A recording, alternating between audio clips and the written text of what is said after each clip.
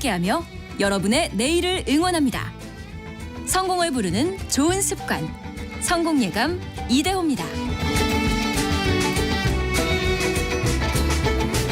성공예감 이대호입니다. 2부가 열리는 10시 5분. 시간 딱 맞춰서 돌아왔습니다. 경제상식 퀴즈 정답 알려드려야죠. 정답은 CCTV였습니다. CCTV.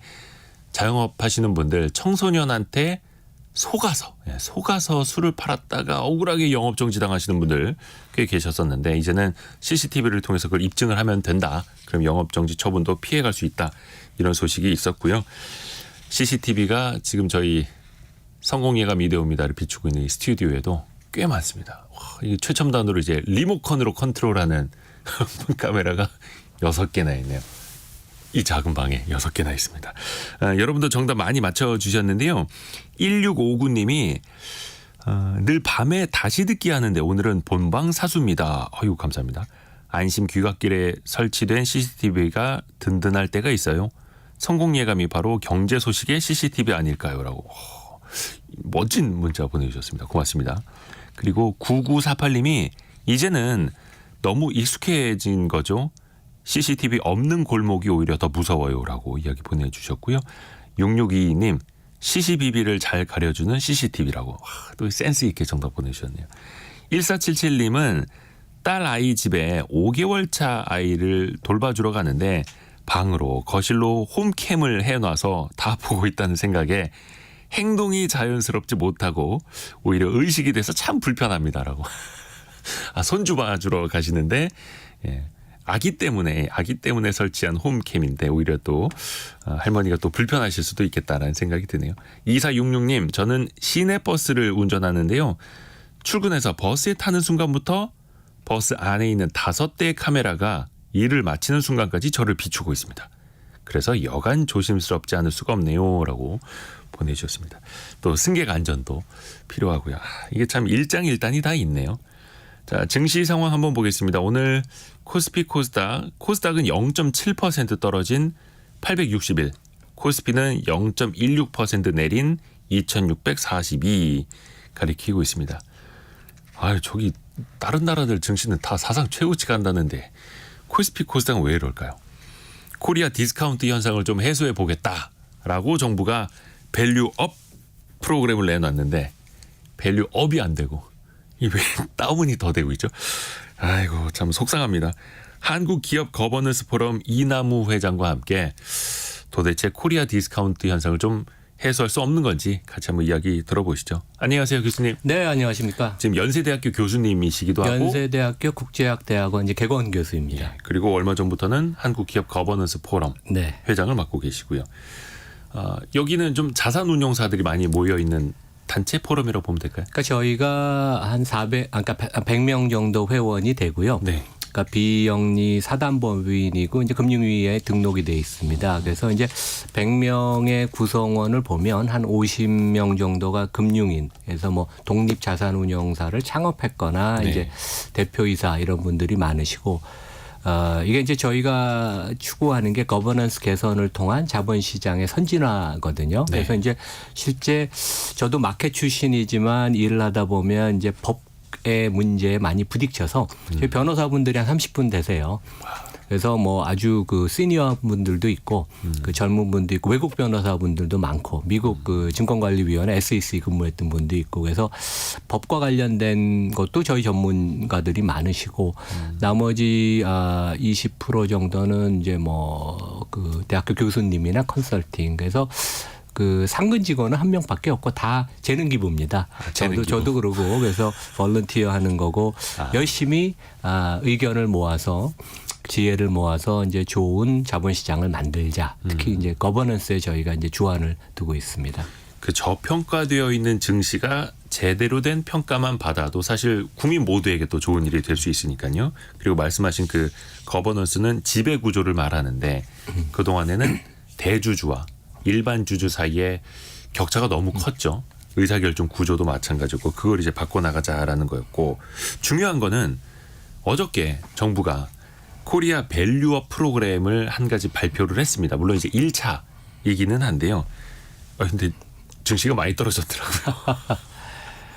어떻게 평가하세요? 총평부터 좀 부탁드릴게요. 그러니까 이제 밸류업이라는 게 영어 표현이어서 좀 어려울 수도 있는데 이제 기업의 가치를 올리자. 네. 이제 일본이 길게 보면 한 10년 정도 준비를 해왔고 과거 1, 2년 동안 아주 바짝 그 기업 밸류업을 해서 사상 최고치를 지금 경신했잖아요. 네. 니케이가.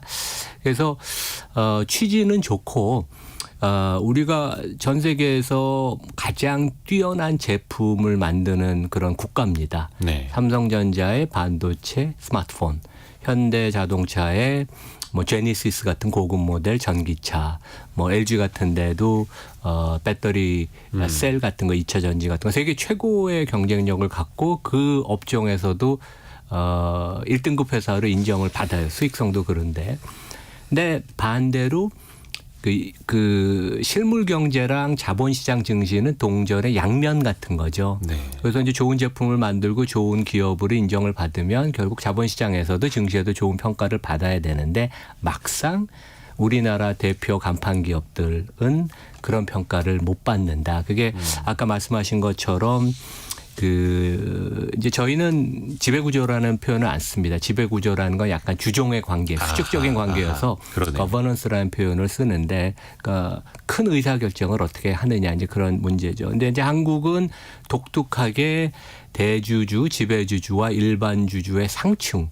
그러니까 이제 지배주주가 자기가 들고 있는 지분율보다 높은 영향력을 행사해서 일반 주주한테 가야 될 자산이나 현금 흐름을 본인들이 이제 갖고 가는 이제 그런 형태의 그 모습을 많이 보여왔고 이제 그런 것들이 이제 디스카운트의 요인이고 이건 어떻게 보면 우리 국내에서 많이 논의를 하지만 우리가 결정하는 것보다는 전 세계 금융시장에서 한국의 위치거든요. 네. 그래서 이제 우리나라 시장이 전 세계에서 PBR 그러니까 이제 그 기업의 순자산 가치라고 그러죠. 청산하면 남는 돈 대비 주가가 얼마 정도 수준이냐 보면 전 세계에서 PBR이 대한민국이 거의 선진국 중에 제일 낮습니다.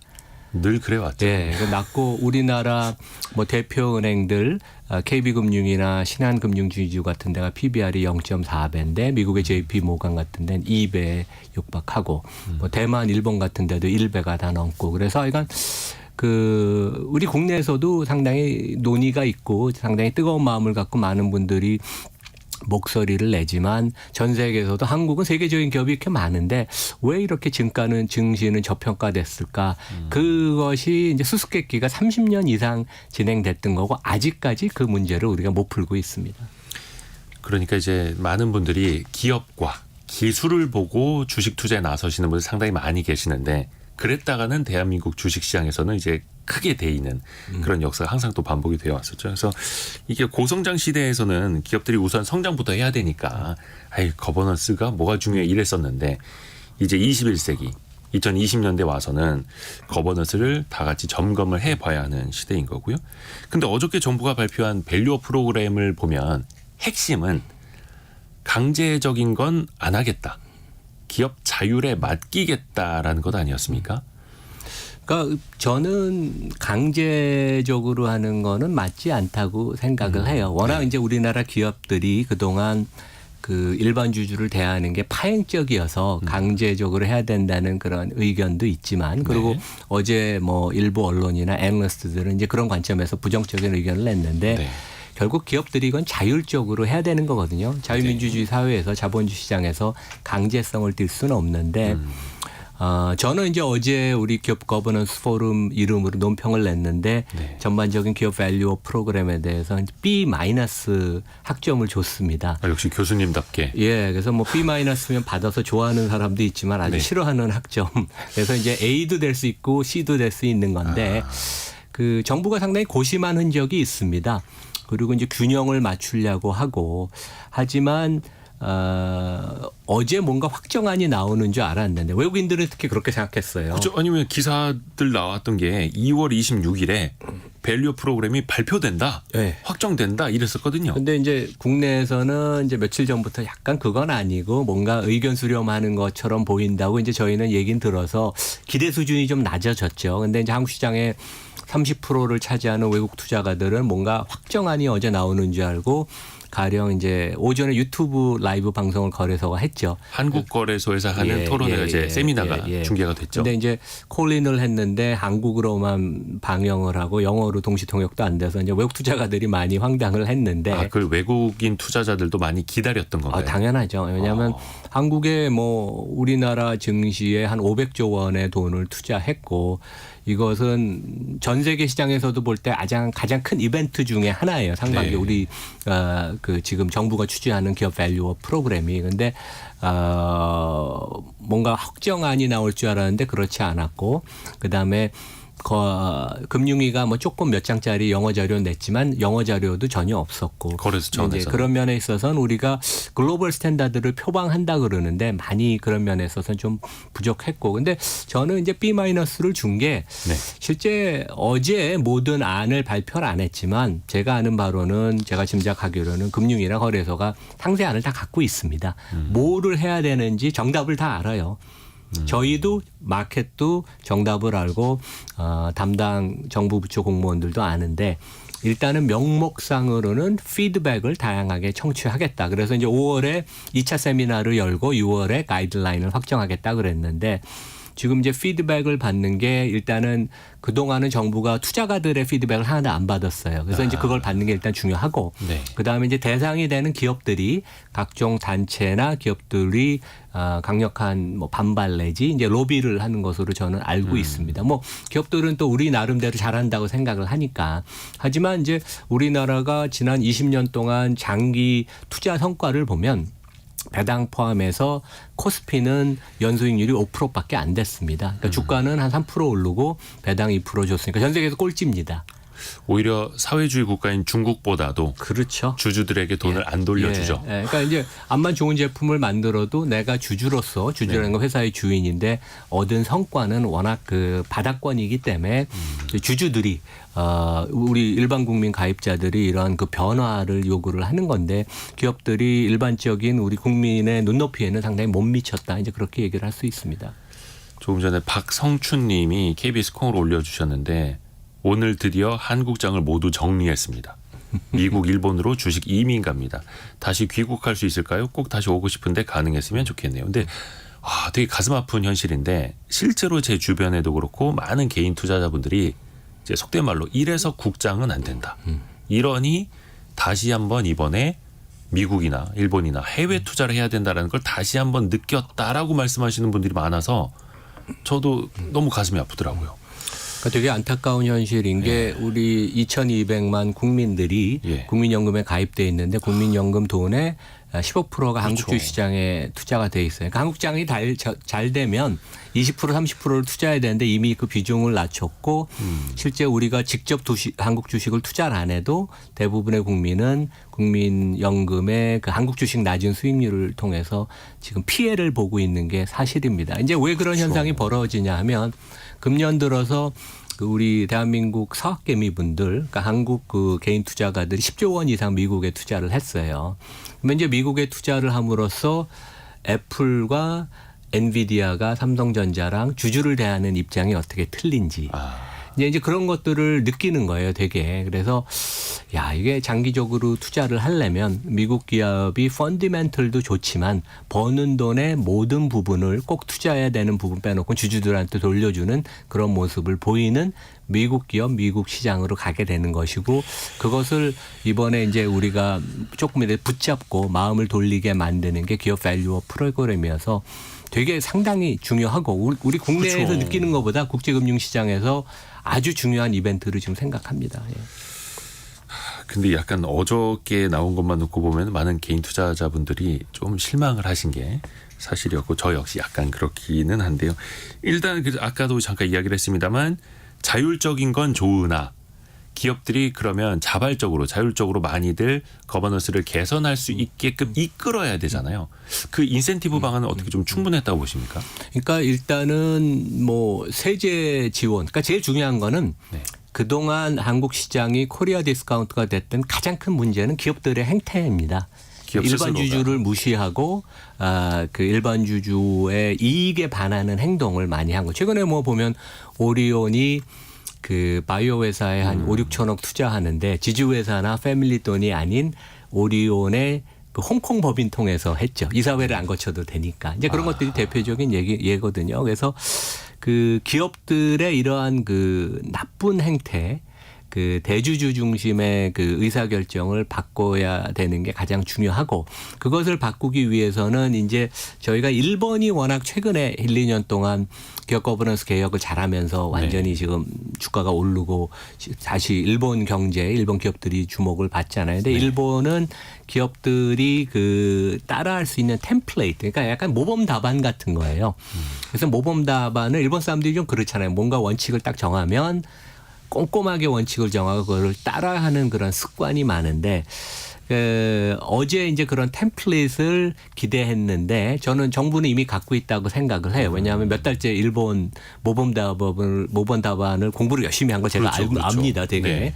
그런데 어제 공개를 안 해서 그게 이제 아마 이제 기업들의 반응을 좀 보려고 그런 건데, 그 기업들이 따라할 수 있는 모범 답안 템플릿을 아주 정교하게 상세하게 발표하는 게 중요하고, 그게 되면 발표를 뭐 저는 이제 6월 가이드라인은 너무 멀어서 한두 달이면 피드백 다 받습니다. 그래서 4월이나 5월에 네. 그 가이드라인을 확정하면 좋을 것 같고, 기업들이 이제 지금 뭔가 해야 된다는 의무감을 되게 느껴요. 저한테도 이미 찾아온 10대 기업도 있고 중견기업도, 제가 오늘 점심 먹는 중견기업 대표도 있는데, 많은 기업들이 이거는 이제 시대가 바뀌어서 우리가 뭔가 해야 된다. 안 할 수 없다. 서로 눈치를 보지만 내가 어느 정도까지 그 여기에 이제 맞춰야 되는지. 근데 일본 같은 데 보면 그 일본이 많이 변했던 건 거래소 이사장인 그 야마기 상이라고 노무라 사장 출신인데, 네. 이분이 주말마다 기업인들하고 골프를 치면서 옛날에 우리 친구였지만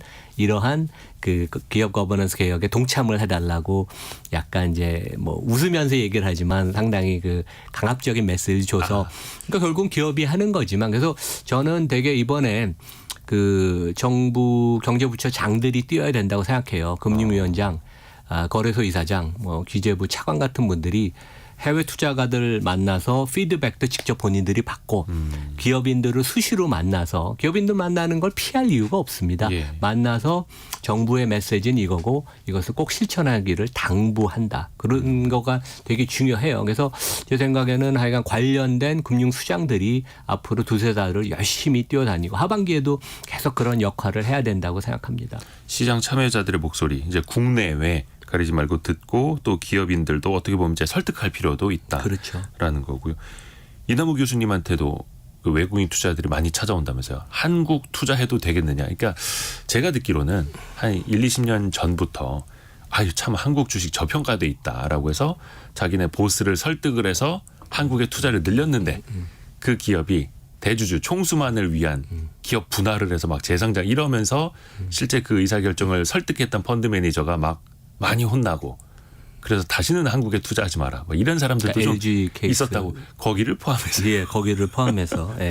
그래서 요즘은 좀 어때요? 외국인 투자들이 교수님 찾아올 때. 요즘 뭐 엄청나게 외국 투자가들이 한국을 방문하고 있고, 네. 그 전에는 이제 한국 담당 펀드 매니저 혼자가 네. 이제 뭐 애널리스트랑 같이 오는데, 요즘은 한국에 대한 관심이 진짜 지대하게 높습니다. 그게 어느 정도 높냐면, 제가 뭐 한 35년 시장에 참여를 했지만, 네. 우리가 외환 위기를 겪고 극복을 한 97년, 98년만큼 관심이 높아요. 그래서 제가 그만큼 싸다라는 뜻일까요? 그러니까 회사의 펀드멘털 대비 저평가돼서 뭔가 이게 잘 되면 어마어마한 코스피 상승이 있을 수 있다.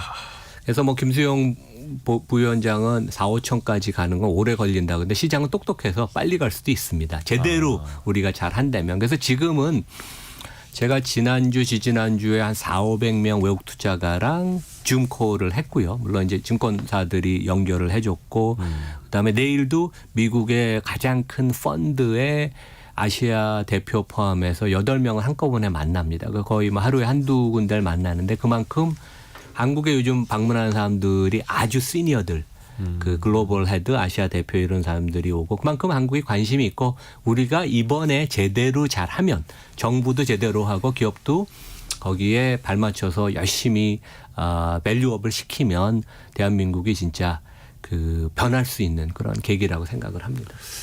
외국계 펀드를 운영하는 사람들도 이제 더 높은 사람들이 오기 시작을 했고, 그러니까 저렴하니까 그죠? 펀더멘털 대비 저렴하니까 관심은 있고 한국 주식을 사고는 싶은데 그리고 그 이제 사람들 걱정되는 그런 거죠. 게 있어요. 그 글로벌리 아시아 투자한 사람은 항상 일본과 한국을 비교합니다. 왜냐 산업 구조가 비슷하고 그렇죠. 항상 대만도 경쟁을 그렇고. 우리 많이 하고 대만도 이제 네. 비교를 하고 근데 대만은 워낙 주주 친화적이었고 대만은 실제 97년부터 배당을 안 하는 기업에 그 중과세를 하고 그랬어요. 배당 안 하면 세금만이 내라. 그러니까 이익 중에 상당 부분을 배당을 안 하면 아하. 그 법인세율을 높게 부과를 하고 그래서 거의 반강제적으로 했습니다. 우리도 뭐 그런 것도 생각할 수 있어요. 근데 하여간 일본 한국 얘기로 돌아가면 그 일본이 가장 느리고 변화가 없는 나라인데 진짜 일본이 이렇게 뼈가 그 뼈 깊이 그 개혁을 했는데 네. 한국이 어떻게 안 할 수 있냐. 이제 그런 생각을 하는 사람도 있고 그 사람들은 이제 한국을 조금 이제 변화가 긍정적으로 있을 거라고 보는 사람이고 또 다른 캠프는 한국은 그러니까 올해 한국을 본 사람입니다. 한국은 절대로 변하지 않아. 한국과 일본의 가장 큰 차이는 네. 일본은 지배주주가 없고 한국은 패밀리들이 지배주주가 있는데 세계에서 가장 안 변하는 일반주주 권리를 침해하는 그런 패밀리들이 있기 때문에 한국은 그래도 변하지 않을 거야. 그래서 외국인 투자가들 사이에도 나뉘지만 워낙 한국이 그동안 주가가 3년 5년 동안 형편없었기 때문에 아시아 펀드나 글로벌 펀드에서 한국 비중이 극히 낮아요. 그래서 조금 편입 비중을 높인 게 최근에 이제 한 10조 원 산 거고 이제 우리가 잘해서 변하면 어마어마한 돈들이 들어올 여지가 있습니다. 예. 사실 일본에서도 가업 승계, 가족 경영이 유명하긴 한데 그거는 비상장사일 때, 그렇죠. 가족 회사일 때나 좋은 거고 상장을 해놨다라는 건 이제 시장에서 주식 거래를 시킨다라는 의미뿐만이 아니라 공개 기업으로서의 의미가 있는데 우리나라는 공개 기업으로 만들어 놓고도 족벌 경영을 계속해서 하고 있으니 이 소유와 경영을 분리하는 게 사실은 이 근본 자체가 다른 것 아닙니까? 저 해외랑 우리나라는 특히. 그러니까 이제 미국이나 다른 나라의 거버넌스의 가장 큰 문제는 그 전문 경영인이 자기 중심으로 생각하고 과도한 급여를 갖고 가는 것에 대한 견제가 가장 큰 문제고 네. 대한민국은 그거랑 다르게 지배주주와 일반 주주의 상충 그러니까 지배주주가 너무 자기 지분율보다 과도한 영향력을 그렇죠. 행사해서 일반 주주한테 피해를 주는 이제 그런 문제. 그래서 한국은 약간 그 갈라파고스 같이 전 세계 거버넌스 학문적인 세계에서도 우리나라는 되게 독특한 그런 거버넌스의 문제를 가진 그런 나라입니다. 되게. 그래서 외국에서도 참 연구 대상이 최근에 우리나라 증시가 많이 그렇죠. 되고 있더라고요. 예, 예. 그래서 이제 등장을 하는 게 스튜어드십 코드라고 하는 겁니다. 스튜어드는 집사를 이야기하는 건데 대표적으로 연기금들 본인들에게 본인 기관에게 돈을 맡긴 사람들 이해에 가장 충실하게 대변을 해줘야 된다라는 거지 않습니까? 근데 이게 스튜어드십 코드도 국민연금도 이걸 도입한 지가 꽤 오래되지 않았나요? 근데 이게 그렇죠. 제대로 예. 작동을 아직까지 예, 안 예, 하고 예, 있다는 예. 걸까요? 그러니까 일본이 거버넌스 개혁이 성공한 가장 큰 이유가 2014년 15년에 그 스튜어드십 코드랑 기업 거버넌스 코드를 그 정착시키고 꾸준히 우리는 밖에 소문은 안 났지만 네.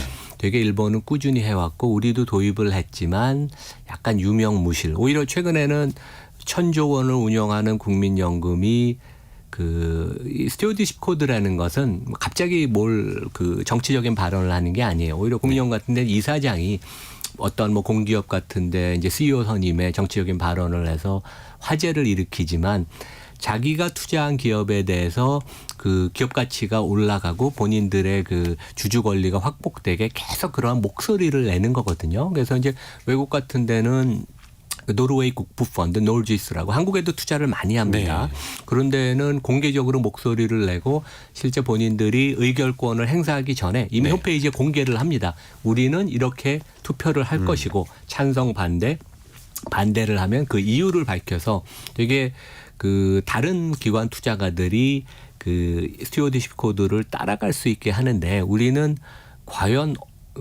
공시된 거 빼놓고는 그 국민연금의 스튜어드십 코드를 그 공개적으로 그다음에 적극적으로 다른 기관들의 영향력을 행사하도록 그런 것을 보이질 않아요. 그래서 제 생각에는 한국의 그 주식 투자된 부분이 그 가치가 올라가게 국민연금이 하기 위한 가장 중요한 것 중에 하나가 수요집 코드를 좀 더 제대로 정비를 하고 투명하게 공개를 하고 우리가 어떤 식으로 의사결정을 하고 그다음에 주총에서 의결권을 행사하는지 그걸 밝히는 게 되게 중요하고 일본은 GPIF라는 그런 연금이 되게 적극적인 모습을 보였고 그다음에 정부와 다른 기관 투자와 같이 연합을 해서 많은 의사결정을 해서 일본을 밸류업을 만들었는데 우리도 국민연금이 이제 그런 것들을 해야 되는 시점이 아닌가 생각을 합니다.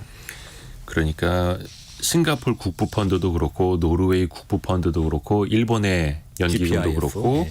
각자 자신들에게 돈을 맡긴 그 국민들 자산을 최우선으로 생각을 그렇죠. 하고 있으니 우리 국민연금도 마찬가지여야 되는 거고 또 일각에서는 이게 기업 경영권을 과도하게 침해하는 것 아니냐 막 이런 반론도 나오지 않습니까? 어떤 뭐 연기금이 나가서 이제 발언을 한다. 주총에서 적극적으로 표를 행사하겠다라고 하면 기업 측에 또 막 반발도 나오지 않습니까? 근데 뭐 국민연금이 우리나라 대표적인 상장사의 5%에서 10% 지분을 대부분 갖고 있으니까 네. 경영권에 간섭을 할 필요는 없지만 기업의 가치를 떨어뜨리는 그러한 일련의 행위에 대해서는 목소리를 낼 필요가 있고 그다음에 중요한 기업 경영 방침 어떠한 이사를 뽑는다. 그런 거에 대해서는 찬성 반대의 목소리를 낼 필요가 있어요. 가령 이번에도 이제 삼성전자가 2명의 사회이사를 교체했는데 저는 되게 글로벌한 이사회를 삼성전자가 갖고 가야 된다고 생각을 합니다. 네. 근데 지금 삼성전자는 100% 한국인 아니면 한국계예요. 근데 TSMC 우리 경제하는 데는 10명 중에 1명만 사내 이사가 있고 과반수 이상이 그 글로벌한 인사, MIT 총장, 브리티시 텔레콤 전 의장, 어플라이드 머티리얼 전 회장. 그러니까 되게 글로벌한 보드인데 삼성전자가 힘을 못 내는 이유가 거버넌스 이슈도 전 있다고 생각해요. 그러면 국민연금이 삼성전자는 자기 보유 포트폴리오 중에 제일 큰 것 중에 하나니까 사회이사에 대해서 개인적으로 훌륭한 분들이지만 삼성전자의 그러한 글로벌 보드로 가는데 맞는지 틀리는지 그런 의견을 내야 되거든요. 되게 전문적인 분야입니다. 그래서 국민연금이 그런 전문성이 부족하다면 이제 외부 위원회를 구성해서라도 의견을 중요 사안에 대해서는 최소한 본인들이 들고 있는 주요 종목에 대해서는 의견을 토론을 하고 의견을 내는 게 되게 맞죠. 예. 그래서 그게 경영권을 침해하는 게 아니라 주주로서 마땅한 권리다라는 그렇죠. 예. 정책 하나하나 조금 더 살펴볼까요? 이번에는 이제 정부가 밸류 프로그램 발표할 때 그냥 잠깐 문구 하나만 넣고 지나가긴 했습니다만 상법 382조의 3항 이게 이사의 충실 의무인데 지금은 이사가 회사를 대리하여 충실하게 경영을 해야 된다라고 되어 있는데 이거를 회사와 모든 주주를 위하여라고 이제 바꾸자라는 운동 아니겠습니까? 근데 얼마 전에 윤석열 대통령도 상법 개정 필요하다 추진하겠다라고 이야기를 했습니다.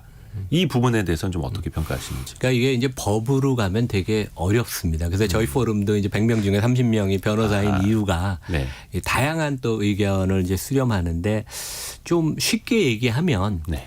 그 회사의 이사는 그러니까 이사회가 있고 이사회 멤버들을 보통 이사라고 하죠. 네. 근데 그 사람들은 경영진을 감시하고 회사의 가장 높은 단계의 의사결정을 하는 거예요.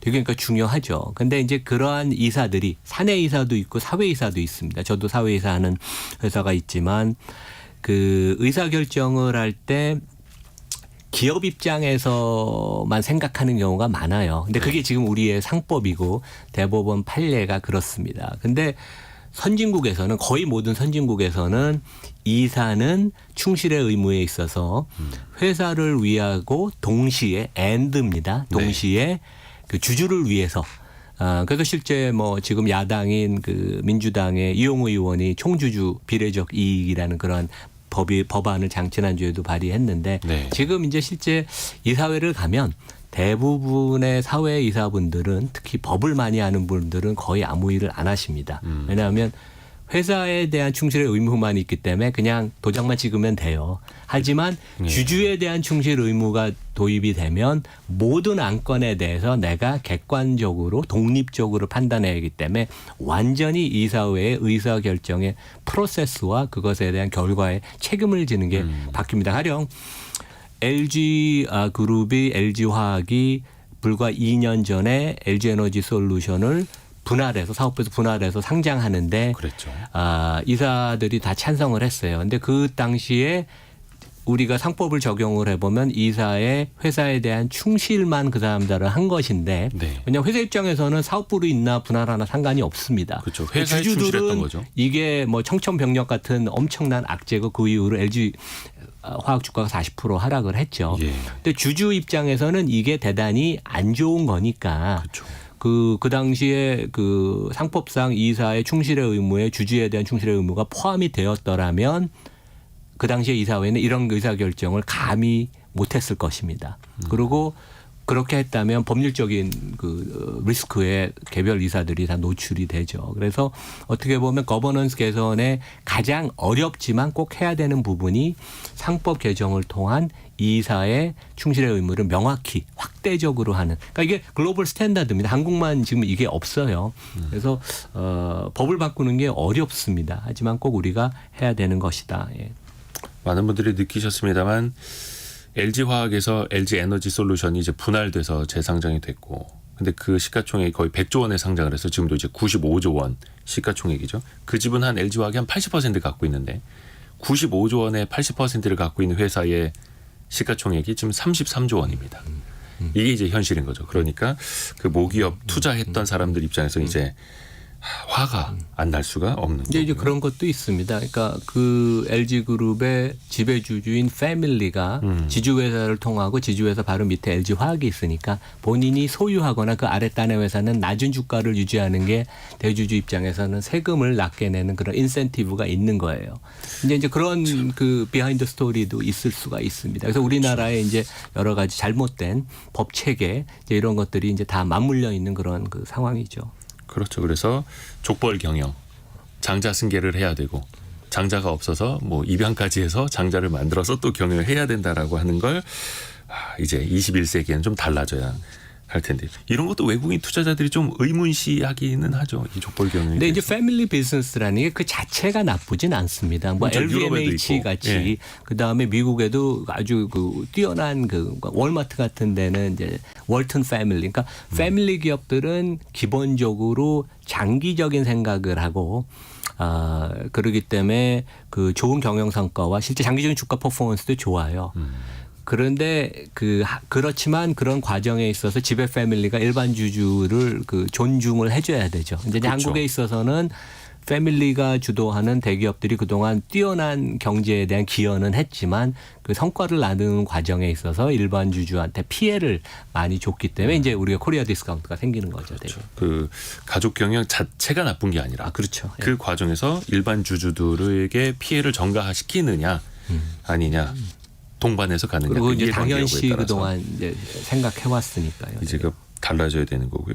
또 정부가 내놓은 이야기 중에 하나가 코리아 밸류업 지수를 만든다라고 합니다. 그래서 ETF도 상장시킬 수 있게 하겠다. 여기에다가 PBR, PER, ROE, 배당 성향 같은 여러 가지 계량적 지표를 넣어서 그러니까 주주 가치를 잘 만들어가는 기업들만 모아서 투자할 수 있는 풀을 만들겠다라는 건데 이게 일종의 좀 대안이 될까요? 시장에 좀 도움이 될까요? 그러니까 이게 뭐 핵심 그 정책은 아닌 것 같고요.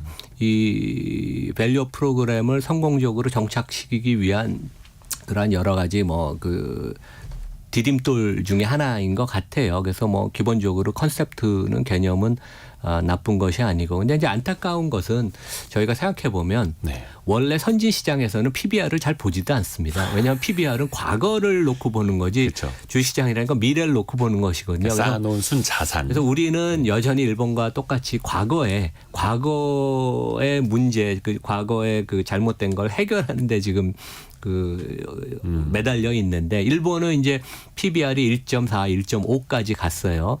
그런데 이제 미국 증권사들 분석에 의하면 내년 후년쯤 되면 PBR이 2.0에 넘어가면 PBR 지표를 거의 안 볼 겁니다. 그러면 전 세계 주요 선진국 중에 과거에 머물러서 PBR 갖고 지금 논란을 하는 국가는 우리 대한민국밖에 안 된다. 그래서 우리도 하여간 PBR이 한 1.0쯤 된다고 하는데 빨리 우리 코리아 디스카운트가 없어져서 레벨업이 돼야 됩니다. 예. 씁쓸한 거죠. 네.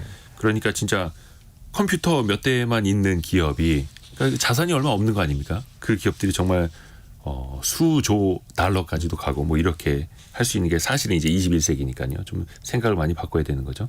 한규봉님이 자국민도 자국장에 투자를 안 하는데 정말 큰일입니다라고 보내주셨고요.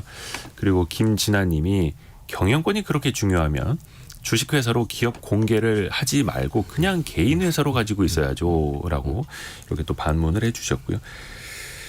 그러면 교수님이 보시기에 이 기업을 좀 보고 배우면 좋겠다.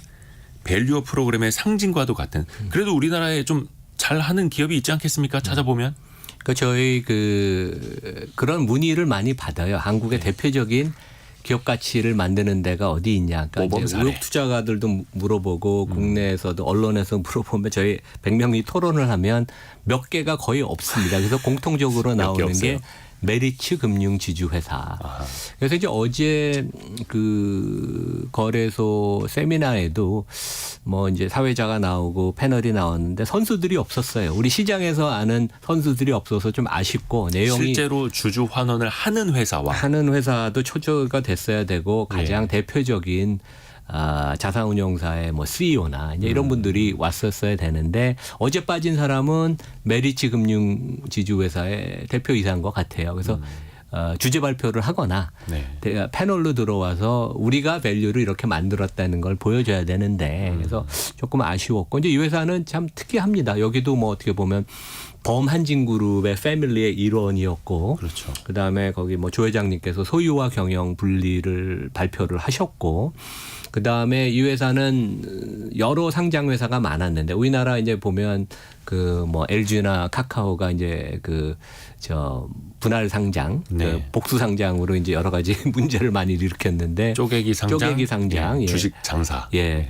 근데 메리츠는 증권, 화재 다 나눠져 있던 걸 다 통폐합해서 지금 한 개 회사, 지주회사만 상장이 돼 있고 그 회사의 시가총액이 17조 원. 하나금융보다 시총이 큽니다. 여기는 그러니까 은행도 없는데. 금융그룹인데 은행이 없는 금융그룹으로는 제일 크고 그리고 은행이 있는 금융그룹만큼 커진 거죠. 우리금융, 하나금융보다 시총이 크고 PBR이 1.7배. 미국 JP모건 수준입니다. 그래서 우리도 이렇게 할 수 있다. 그래서 여러 가지 거버넌스의 그런 약속을 지켰고 그중에 가장 대표적인 것은 우리가 버는 돈의 50%를 주주 환원하겠다고 작년에도 약속을 지켰어요. 그래서 이게 KB금융에서부터 다른 금융 지주 회사들도 주주 환원을 많이 하고 이런 식으로 가면 지금 PBR 0.4배에 다 머물고 있는데 0.5배, 0.8배, 1.0배까지 충분히 갈 수 있습니다. 그래서 최근에 주가 금융주 오른 건 의미는 있다고 생각해요. 그리고 이제 우리가 보통 얘기할 때 한국에서 그래도 거버넌스가 괜찮은 데가 어디냐 하면 대주주가 없는 금융지주 회사들이 대기업보다 낫다고 생각합니다. 오히려 총수가 없는 곳이. 그런 거에 놓고 보면 금융지주사가 상당히 저평가돼 있죠. 그리고 그러니까 메리츠 금융지주가 잘 하고 있는 게 어떻게 보면 아주 단순하게 표현하자면 번 돈의 절반을 주주들에게 돌려드릴게요. 딱 이거 하나 아닙니까? 그리고 전문 경영인한테 경영을 맡기고 대주주는 뭐 최종 이사회에서 이제 뭐 중요한 의사결정을 아마 조 회장님이 본인 다음 세대는 직접 경영을 안 하고 자식들은 이제 이사회에 남아서 경영에 이사회 일원으로서 참여를 한다. 소유와 경영을 분리를 했죠. 그래서 소유와 경영의 분리. 이제 젊은 지금 CEO들을 양성하고 있습니다. 그래서 지금은 이제 공동대표이사 2명이 그룹 전체 경영을 책임지는데 이분들이 몇 년 후에 은퇴를 하면 이제 젊은 40대 CEO들이 맡아서 하는. 그러니까 되게 한국도 이제 그런 시스템이 정착될 수 있습니다. 굳이 회장님의 아드님, 따님이 아니더라도 그리고 또 하나가 메리츠 금융지주가 잘하는 게 자사주 매입 소각 아닙니까? 이것도 좀 논쟁이 있는데 미국 같은 경우에는 굳이 그렇게 하지 않도록 해도 자사주를 매입하면 자동적으로 소각을 하는 시스템으로 가고 있는데 우리나라는 자사주를 매입은 해도 소각은 잘 안 하려고 하죠. 이게 가져다주는 효과나 의미는 좀 어떻게 봐야 될까요? 그러니까 미국은 거의 예외 없이 자사주를 매입하면 무조건 소각을 합니다. 왜냐하면 자사주를 매입한다는 건 기업이 설비 투자나 R&D 랑 마찬가지로 현금이 지출이 되는 거예요. 네. 시장에 대해서 내가 돈을 사용을 해서 이제 우리 회사 주식을 사는데 소각을 안 하면 기회비용만 생기는 거죠. 그래서 미국에서는 소각을 안 하는 자사주 매입은 이사회 통과를 못 합니다. 그게 이제 아까 말씀드린 이사의 충실의 의무에 주주에 대한 충실의 의무가 당연히 있으니까. 이거 누굴 위해서 자사주를 사들이는 거야? 이렇게 보는 예. 거죠. 그리고 이제 재미있는 게 우리나라 거래소는 자사주를 매입해도 그 매입한 부분을 시가총액에서 안 빼요. 되게 그것도 이제 잘못된 거고 네. 저희 포럼에서 외국 투자가들 연기금 포함해서 물어봤는데 한국을 오래 투자한 외국 투자가일수록 자사주에 대해서 항상 시장에 다시 나올 가능성이 있으니까 자사주 산 부분을 인정을 안 합니다. 그러니까 기업은 몇 천억 몇 조를 들여서 자사주를 샀다고 발표를 하는데 거래소도 인정을 안 하고 외국 투자가도 인정을 안 하니까 뭔가 이게 되게 잘못돼 있는 거예요. 그래서 그 강제 소각도 어떻게 보면 약간 좀 뭐 강제성이라는 게 좋지는 않죠. 근데 얼마나 이제 반칙을 그동안 많은 기업이 해왔으면 이렇게밖에 할 수 없는가. 근데 이것도 기업의 경영인들과 이사들이 상당히 반성을 하고 이게 소각이 없는 자사주가 뭐가 의미가 있는지 생각을 해봐야 됩니다. 네.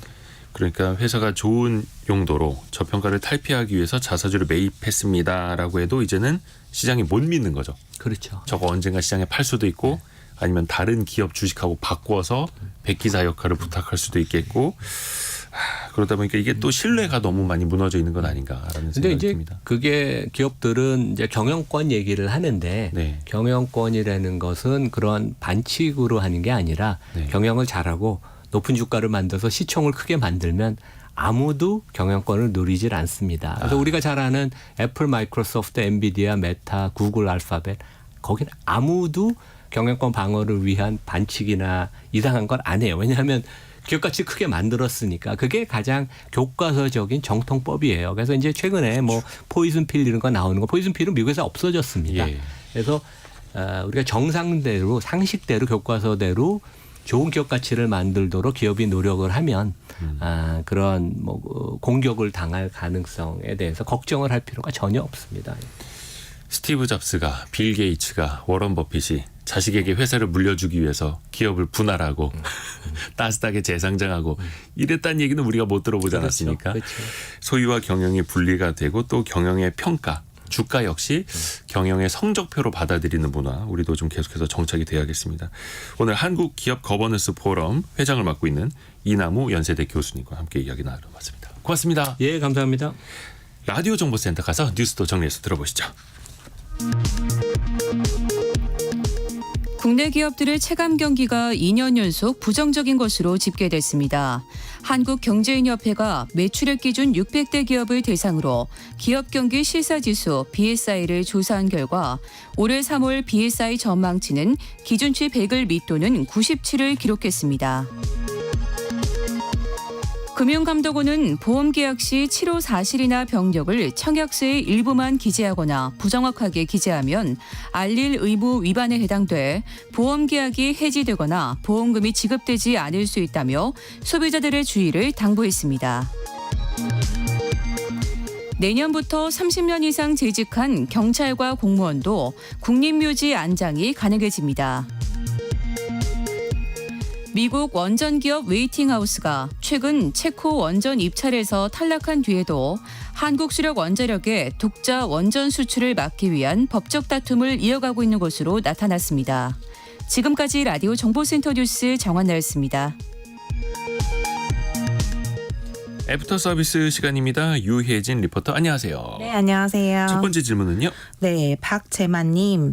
부동산 거래를 위해 5% 계약금을 납부한 상태인데 해지하려면 5%를 추가로 납부해야 한다고 합니다. 현재 상태에서 계약 해지는 불가한가요? 하고 질문 주셨는데요. 이에 대한 답은 메타 부동산 중개법인 함재옥 이사에게 답을 들어봤습니다.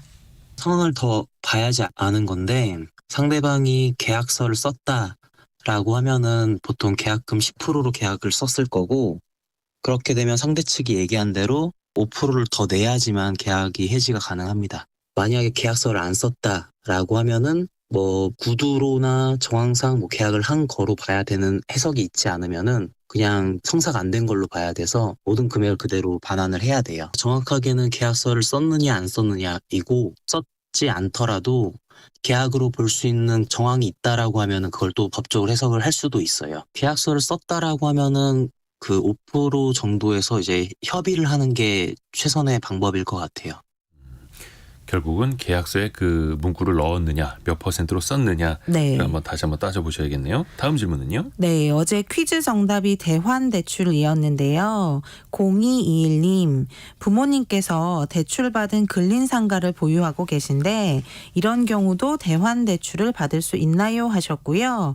이주일님, 대환대출 어디서 어떻게 받나요? 상가담보대출도 가능한가요? 하고 질문 주셨습니다. 대환대출을 진행하는 은행권에 취재를 해봤는데요. 가지고 있는 상가를 담보로 대출을 받아서 원래의 대출을 갚는 형태로 대환대출이 가능하다고 합니다. 다만 대환대출을 받을 수 있는 금액이 본래 받은 대출금 이하인지 그 이상이 가능한지는 은행마다 차이가 있다고 하고요. 대환대출을 받을 수 있는 곳은 인터넷 포털 사이트에 대환대출이라고 검색을 하면 가능한 은행이나 저축은행 등이 나오고요. 금리나 대출 가능한 금액 등을 비교해 보시고 해당 상가가 위치한 가까운 은행 지점에서 상담을 받아보시기 바랍니다.